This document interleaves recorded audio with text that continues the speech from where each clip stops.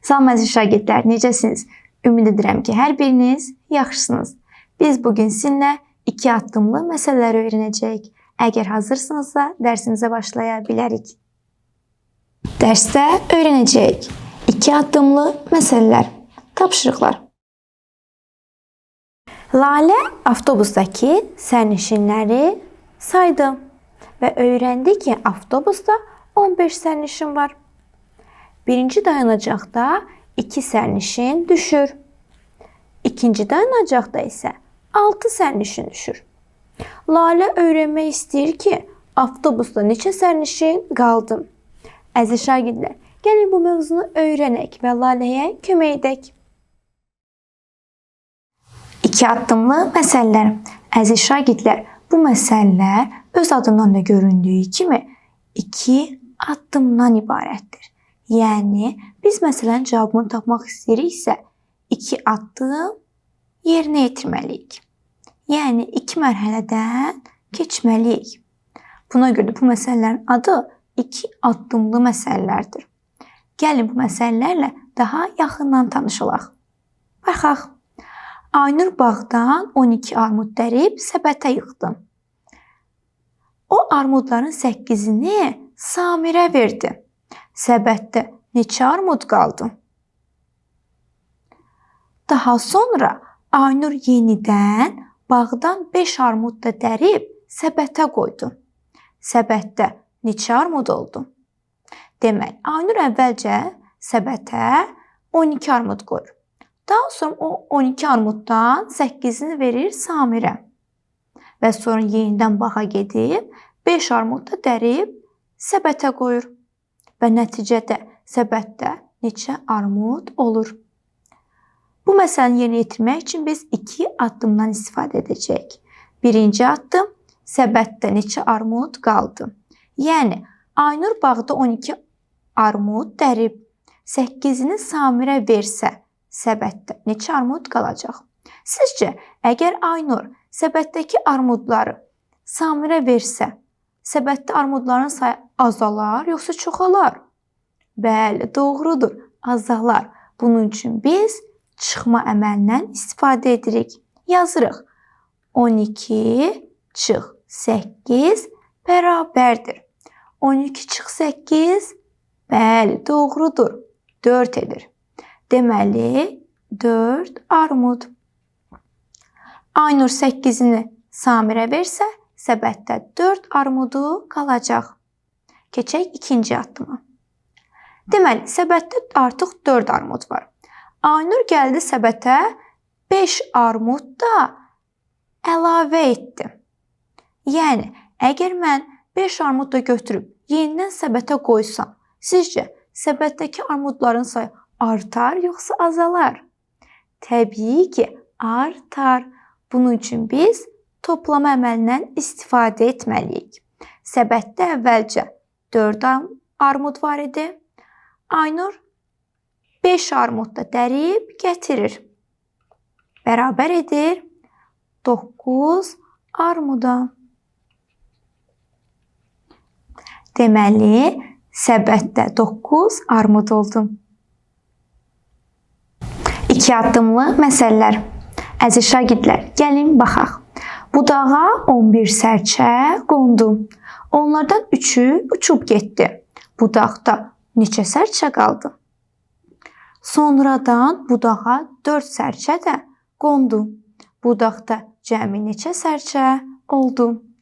Əziz şagirdlər, deməli biz birinci addımda budaqda neçə sərçə qaldığını tapmalıyıq.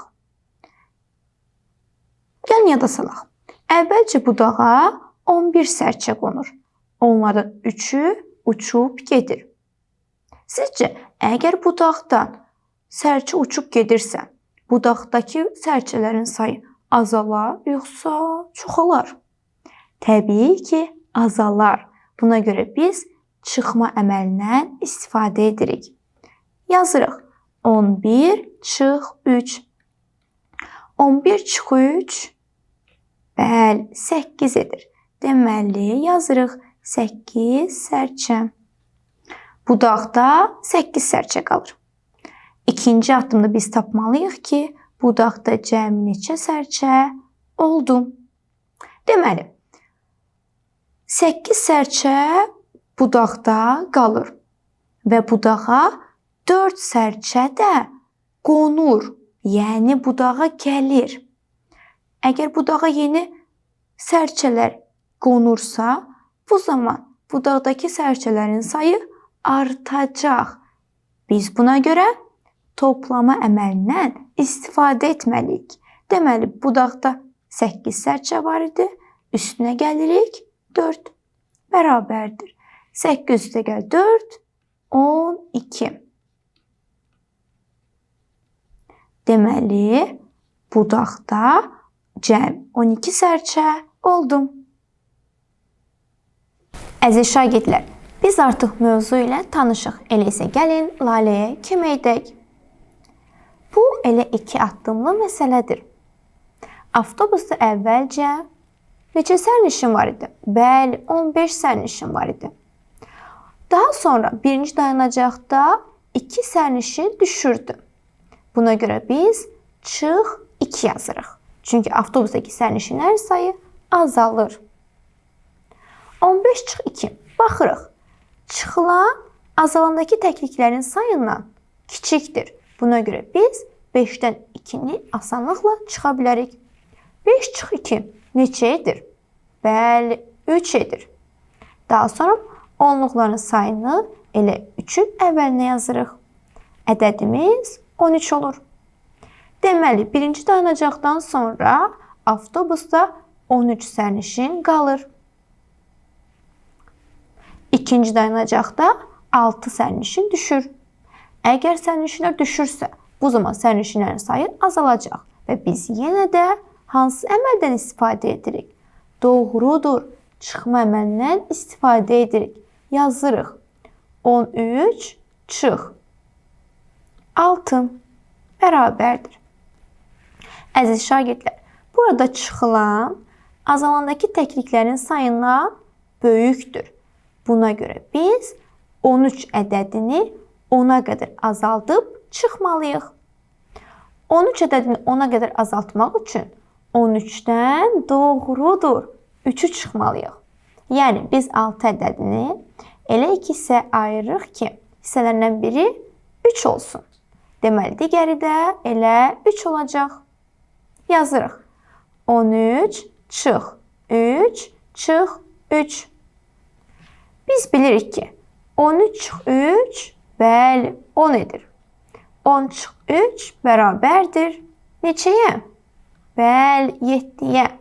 Deməli, ikinci dayanacaqdan sonra avtobusda 7 sərnişin qaldı. Deməli, avtobusda 7 sərnişin qalır. Əhsən sizə. Tapşırıqlar. İdman yarışında 15 uşaq qaçırdı. Yolun yarısında 4 uşaq yorulub yarışdan çıxdı. Neçə uşaq qaldı? Finişədə 3 uşaq da yarışı tərk etdi. Finişə neçə uşaq çatdı? Əziz şagirdlər, videoya fasilə verərək tapşırığı özünüz həll etməyə çalışın. Gəlin indi isə tapşırığın həllinə birlikdə baxaq. Deməli, idman yarışında 15 uşaq qaçırdı. 4 uşaq yorulub yarışdan çıxır. Deməli, biz birinci addımda tapmalıyıq ki, neçə uşaq yarışda qalır? Yəni, neçə uşaq qaldı? 4 uşaq yorulub yarışdan çıxırsa, bu zaman iştirakçıların sayı azalacaq və biz bu zaman çıxma əməlindən istifadə edirik. Yəni, biz 15-dən 4-ü çıxmalıyıq. 15 çıx 4, burada 5-dən 4-ü çıxırıq. Bizə verir 1. Onluğun da sayını elə qabağa yazırıq. Yəni, 11 uşaq yarışda qalır. Gəlin, ikinci addıma keçək. Deməli, yarışda 11 uşaq qalır. Finişədək 3 uşaq da yarışı tərk etdi. Finişdə neçə uşaq çatdı? Deməli, bizim ikinci addımımız bu olacaq. Yəni, biz ikinci addımda tapmalıyıq ki, finişə neçə uşaq çatdı? 11 uşaq yarışda var idi. Daha sonra 3 uşaq yarışı tərk edir. Yəni, oyundan çıxır. Buna görə, yəni uşaqların sayı azalacaq. Biz bu zaman çıxma əməlindən istifadə edirik. Çıx, 3 yazırıq. 11 çıx 3, bəli, 8 edir. Yazırıq uşaq. Deməli, cavab finişə 8 uşaq çatdı. Tapşırıqlar. Avtobusda 11 sərnişin var idi. Birinci dayanacaqda 3 sərnişin də mindi. Avtobusda neçə sərnişin oldu? İkinci dayanacaqda 6 sərnişin düşdü. Avtobusda neçə sərnişin qaldı? Əziz şagirdlər, videoya fasilə verərək tapşırığı özünüz həll etməyə çalışın.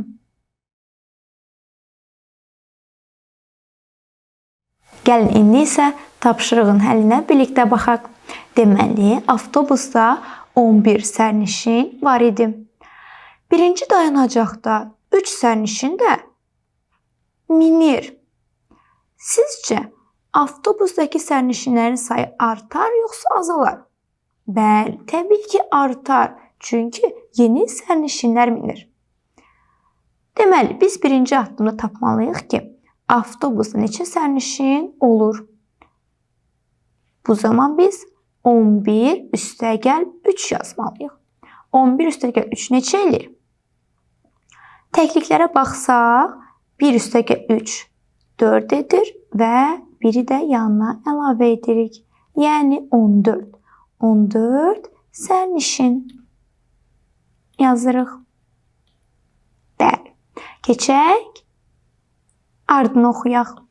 Deməli, artıq avtobusda 14 sərnişin var. İkinci dayanacaqda 6 sərnişin düşür. Avtobusda neçə sərnişin qaldı? Deməli, bizim ikinci addımımız bu olacaq. Avtobusda neçə sərnişin qaldı? Tapaq. Sərnişinlərin sayı 14 idi. 6-sı düşür.